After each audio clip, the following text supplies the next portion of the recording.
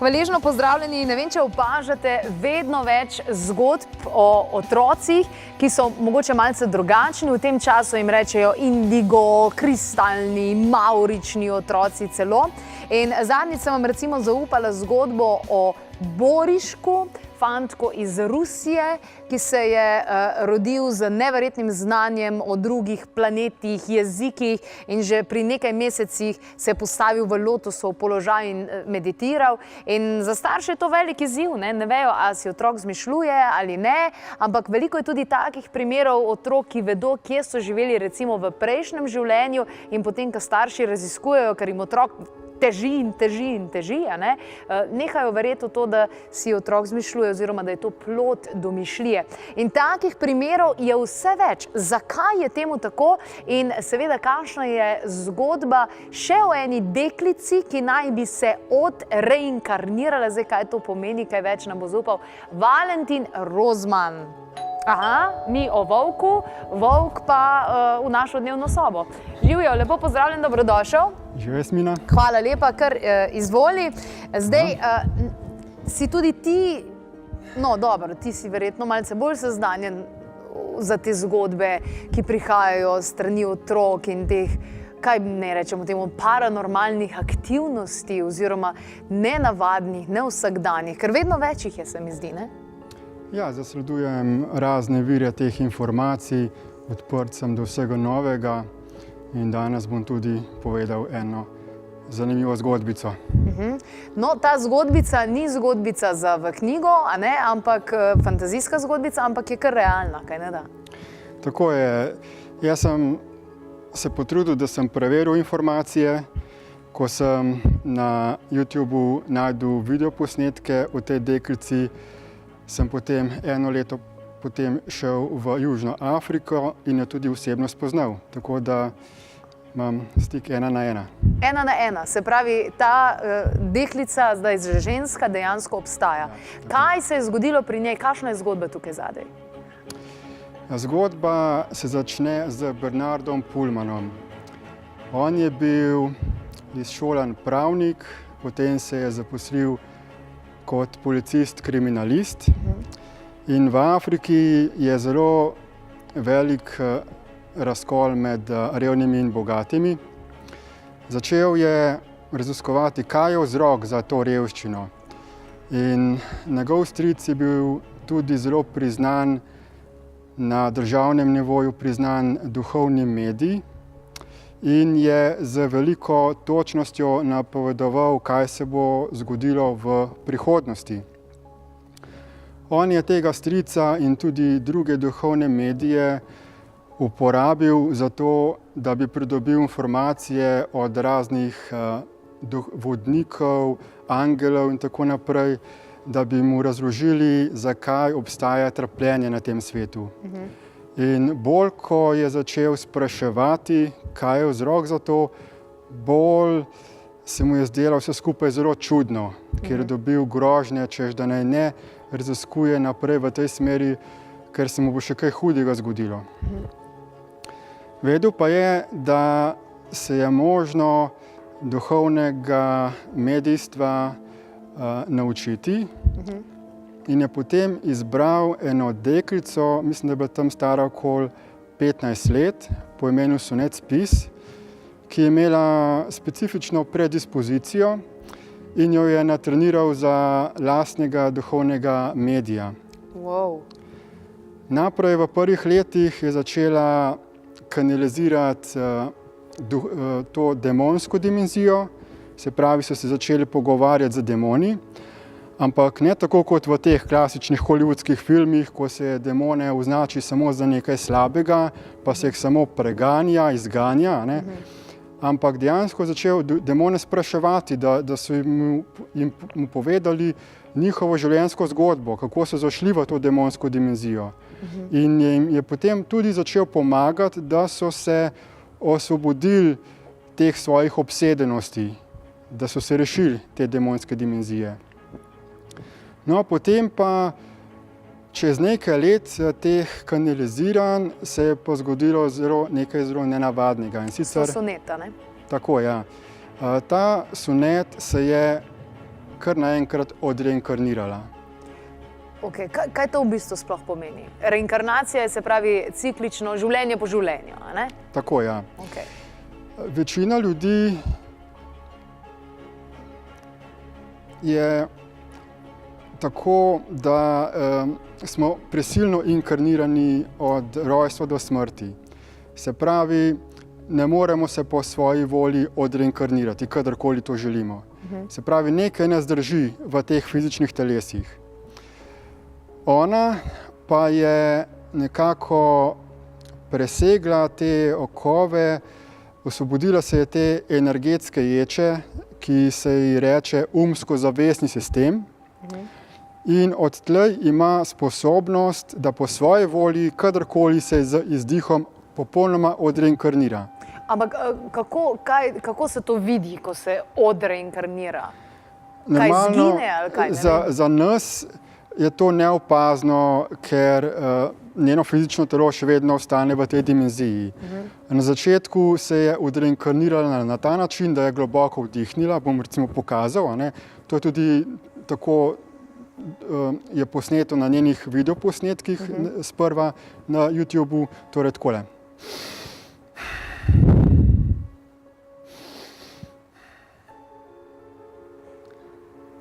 In potem spet na koncu.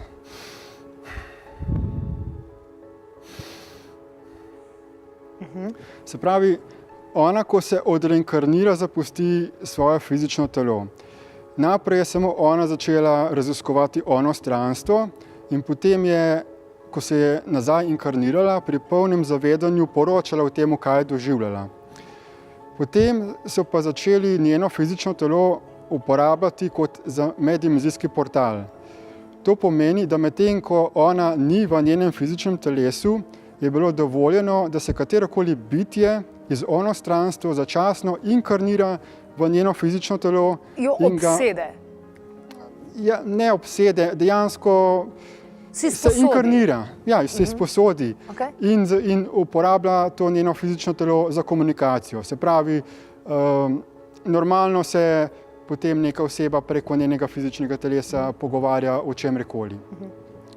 In na ta način, seveda so to vse posneli na videokamero, te izpovedi teh bitij. Na ta način je začela nastajati pred 14 leti serija videoposnetkov, ki se jim reče meddimenzijski intervjuji. In preko tega imamo zdaj celotno človeštvo na voljo izjemno zakladnico znanja o natančni zgodovini celotnega stvarstva, o nastanku planete Zemlja, o nastanku človeškega fizičnega telesa, o nastanku sistema reinkarnacije in tudi kaj vse se je začelo dogajati, kako se je začel ta sistem reinkarnacije in onostranstvo intenzivno spreminjati, potem, ko se je ta meddimenzijski portal odprl. In kdaj se je odprl? Približno pred 14 leti. Pred 14 leti? Ja. Kaj pa je bilo do pred 14 leti, recimo zaradi tega, ker zdaj se mi zdi, da se vedno več govori o tem, vedno bolj mogoče so tudi pogumni starši, ki govorijo, da imajo otroke z nekimi paranormalnimi sposobnostmi in tako naprej. Tudi v Sloveniji se vedno več o tem govori. In tudi na predavanjih, ki jih imamo z gospodom Obranovićem, zmeraj pridejo ljudje, ki se jim dogajajo take stvari, da samo gledaš, čekaj malo, a smo mi zdaj v filmu ali živimo dejansko res v Sloveniji.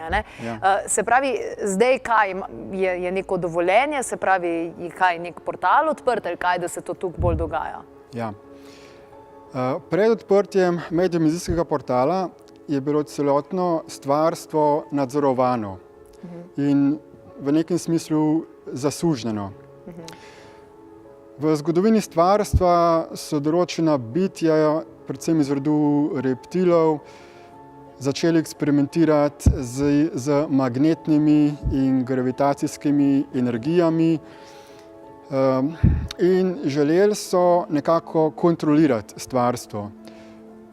Skozi to evolucijo je potem nastalo tisto, kar se imenuje umsko-zavestni sistem.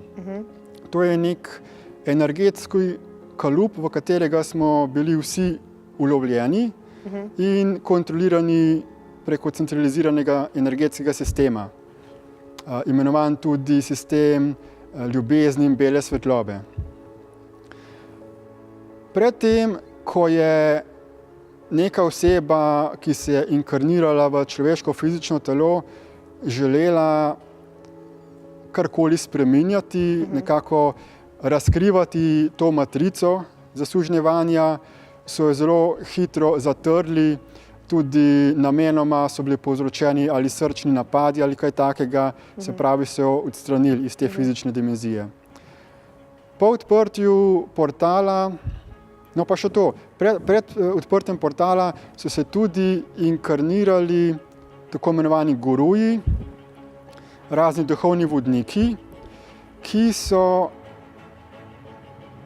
tekmovali, kdo bo bolj potegnil človeštvo za nos.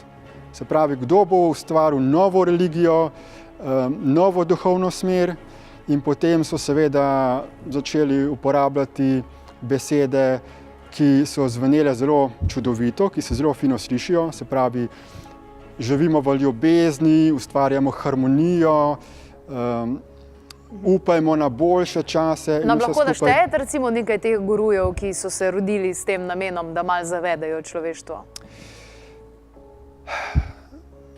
Skoraj vsi so bili. No.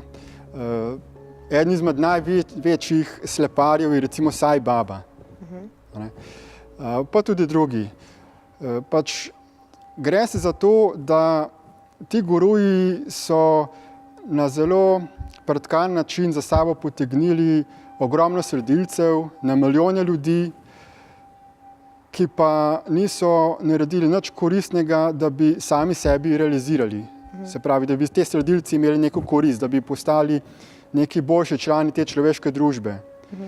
Vsi so nekako dajali upanje, da se bo v prihodnosti nekaj zgodilo, da bo prišel nek odrešenik, da je potrebno počakati na določen čas, in vse skupaj je bilo slepilo. No, zadnjič sem recimo na enem izobraževanju slišala tudi komentar, da vsi ti veliki duhovni vodje in ne vem kaj še vse, da so vse to neke zunanje predstave, šovi, ki delujejo v tem smislu, da človek čim kasneje, če sploh kdaj pride do tega, da je Bog pravzaprav on sam, ki je kreator. Tako je.